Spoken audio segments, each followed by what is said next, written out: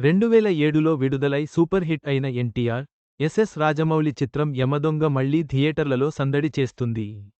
ఎన్టీఆర్ పుట్టినరోజు సందర్భంగా రీ-రిలీజ్ చేయబడిన ఈ సినిమా, మ్యాన్ ఆఫ్ మాసెస్ ఎన్టీఆర్, దర్శకధీరుడు ఎస్.ఎస్. రాజమౌళి కాంబోలో వచ్చిన బ్లాక్బస్టర్ చిత్రం యమదొంగ. 2007లో బాక్సాఫీస్ వద్ద సందడి చేసిన ఈ చిత్రం సూపర్ హిట్గా నిలిచింది. అప్పట్లో థియేటర్లలో ఓ రేంజ్లో వసూళ్లు రాబట్టింది. అయితే ఈ నెల 20న young tiger junior NTR birthday సందర్భంగా ఈ చిత్రాన్ని రీ-రిలీజ్ చేశారు.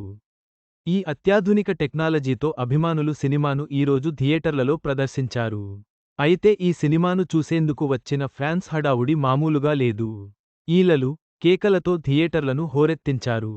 దాదాపు 18 ఏళ్ల తర్వాత యమదొంగ బిగ్ స్క్రీన్పై సందడి చేయడంతో అభిమానులు ఆనందంలో చిందులు వేశారు.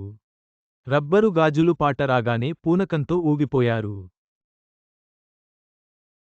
ఈ సినిమా చూస్తూ థియేటర్లో రబ్బర్ గాజులు సాంగ్కు స్టెప్పులు వేస్తూ అలరించారు.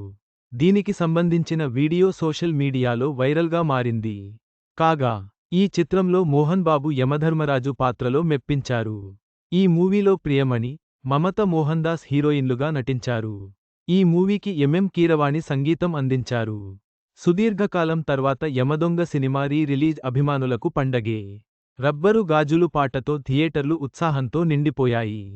సినిమా విజయం అభిమానులకు, చిత్రబృందానికి శుభవార్త.